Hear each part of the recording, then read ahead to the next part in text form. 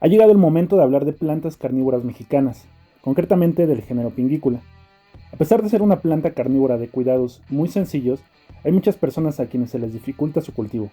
Es por eso que hoy te traemos una guía práctica para que de una vez por todas tengas éxito con estas plantas y puedas ampliar tu colección.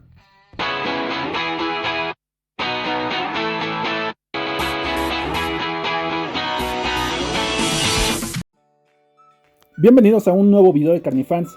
Las pinguículas mexicanas siguen siendo plantas con las que muchos tienen una relación de amor y odio, pues son plantas muy hermosas, pero que dan la sensación de ser muy delicadas. Al menos esto es lo que pensé la primera vez que vi una. Incluso me resistí por varios meses a comprar una por este prejuicio. En este video no hablaremos de pinguículas europeas o de tierras templadas, ya que estas tienen cuidados muy distintos, por lo que pinguículas como la lusitánica no deberán ser sometidas a las condiciones que les mostraremos a continuación. Como cualquier planta, dependen mucho de factores primordiales como riego, luz, temperatura, humedad y sustrato. Así que veamos paso a paso los cuidados básicos de estas plantas y procuraremos usar un lenguaje sencillo para que todos ustedes nos sigan y así poder despejar la mayor cantidad de dudas. Comencemos con el sustrato.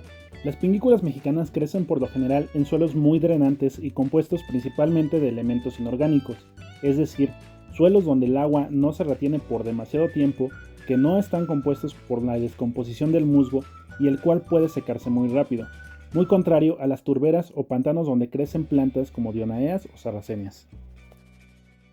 Estas plantas pueden crecer en terrenos compuestos de arcilla, roca volcánica o incluso yeso. Particularmente las que he podido ver en su hábitat natural han sido las especies moranensis y parvifolia, las cuales crecen en un sustrato compuesto de arcilla al 100%. Como la mayoría de nosotros no tenemos arcilla a la mano, normalmente se suelen preparar sustratos con base en arena, vermiculita, perlita e incluso tezontle, los cuales son bastante buenos. Sin embargo, yo les presentaré una opción mucho más sencilla y que está hecha con sustratos que la mayoría de nosotros tendrá a la mano si ya cultivamos plantas carnívoras. Solo necesitamos pitmos y perlita, es decir, los materiales que usamos en el sustrato universal. Si quieres saber más de sustratos, te dejamos aquí arriba el link a nuestro video de sustratos. A diferencia del sustrato universal, que usa el pitmos como sustrato principal para retener la humedad, y a la perlita como elemento aireante para evitar que el pitmos se comprima, usaremos a la perlita como sustrato principal, y al pitmos como un elemento secundario que nos brindará un poco de retención de humedad.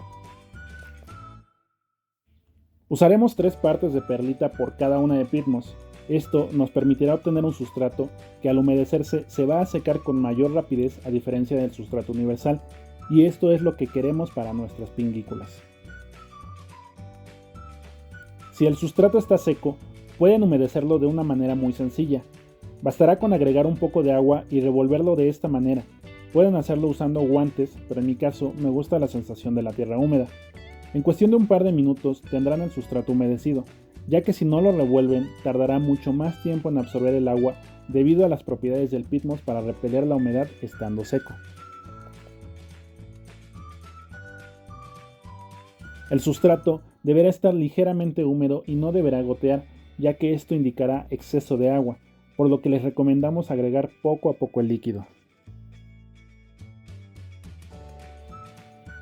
Hablemos ahora sobre la humedad ambiental. Estas plantas evolucionaron de tal forma que sus raíces funcionan más como un ancla para fijarse al suelo que para absorber agua y nutrientes, por lo que obtienen el agua que necesitan a través de la humedad del ambiente, muy similar a las nepentes de las cuales ya hemos hablado en otros videos. Resumiendo un poco, la humedad ambiental es el nivel de vapor de agua que existe en el aire. Este vapor es absorbido por las hojas de la pinguícula en las cuales almacena el agua, por lo que los niveles bajos de humedad ambiental por tiempos prolongados no son favorables para esta planta.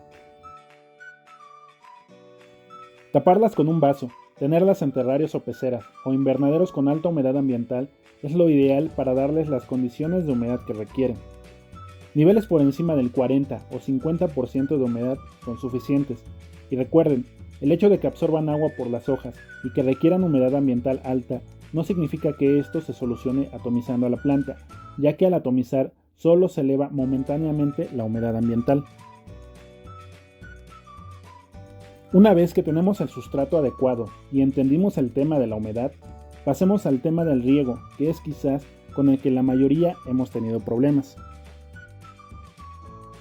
Estas plantas tienen la fama errónea de pudrirse apenas les caiga una gota de agua encima, pero nada más lejos de la realidad, y es que en su hábitat natural no hay nada que impida que la lluvia caiga sobre ellas. Si bien están bajo árboles que atenúan el impacto del agua, tarde o temprano terminan empapadas e incluso con las hojas lavadas por las precipitaciones.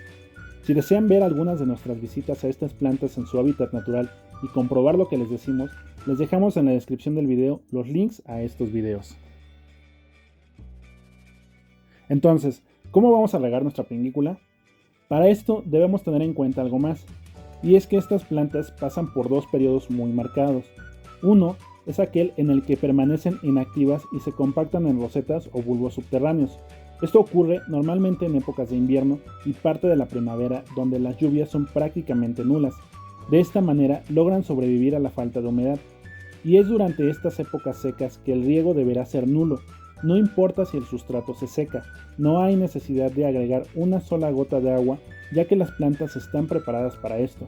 Lo único que deberemos cuidar es la humedad ambiental. El segundo periodo es en el que desarrollan sus hojas carnívoras y desarrollan sus flores. Este es el periodo de mayor actividad de la planta, en el cual suele aparecer con las primeras lluvias y hasta inicios o finales de otoño según la planta.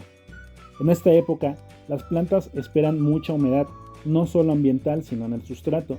Incluso si cae agua sobre ellas no se verán afectadas.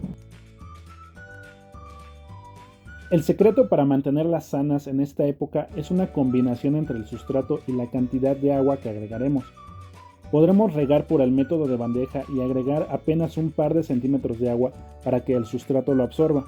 Es posible que en un día o dos el agua se termine, sin embargo, no deberemos volver a regar como lo haríamos con una Sarracenia o Dionaea.